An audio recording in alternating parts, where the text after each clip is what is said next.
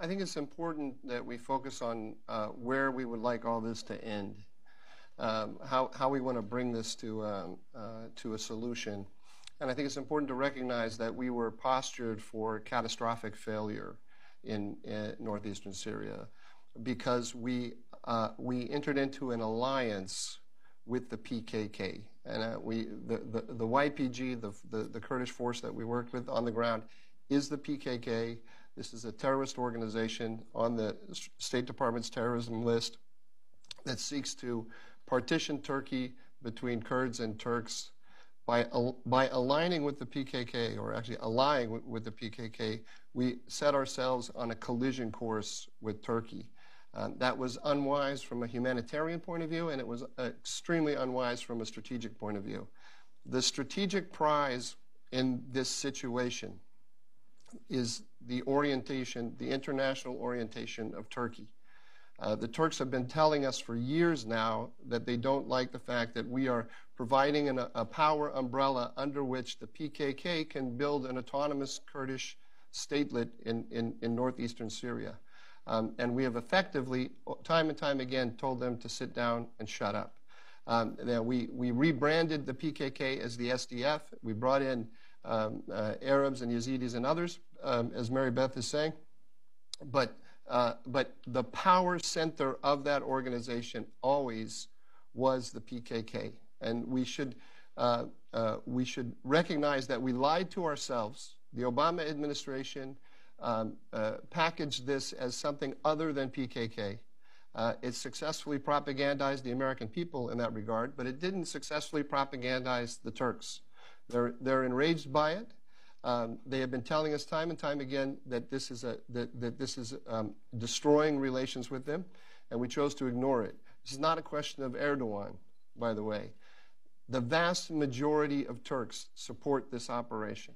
And that we have to, if we look at the mess that we have there now, we have to recognize that we played a major role in creating that mess. Getting out of it means we need to reestablish good ties with Ankara, productive ties for stabilizing that part of the world.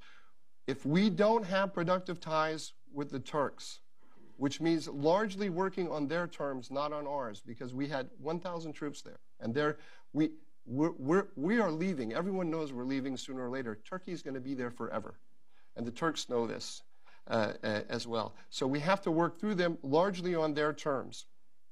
We can have our humanitarian concerns, and we can push them aggressively. We can have differences of opinions, but it has to be within a Turkish framework rather than with some framework that we have made up as a result of where all the different little positions that we ended up with as a result of a lot of temporary tactical decisions that we made without any larger strategic understanding. We've started to talk about the Middle East without our policy in the Middle East without reference to states. We have to go back to a traditional understanding of how the world works. States are the main actors, and we need to position ourselves accordingly. The strategic prize is Turkey, and the strategic goal, when all of this settles, is that we can contain Iran. If we are in a position, which makes no strategic sense whatsoever, of ditching a major ally, a NATO ally, that sits athwart Europe and Asia, where we have bases, intelligence platforms, and ability to stop the Russians through the Bosporus, a Black Sea strategic posture, an ally that worked with us in Bosnia, in Afghanistan, not to mention the Korean War and others. We're going to ditch that state for a splinter group, extremist terrorist organization that doesn't even represent the Kurds. The PKK is not the Kurds. This makes no sense. We now have a bipartisan consensus in Congress to put massive sanctions on Turkey in order to save our relationship with the PKK. How did we get to this position? It makes no sense.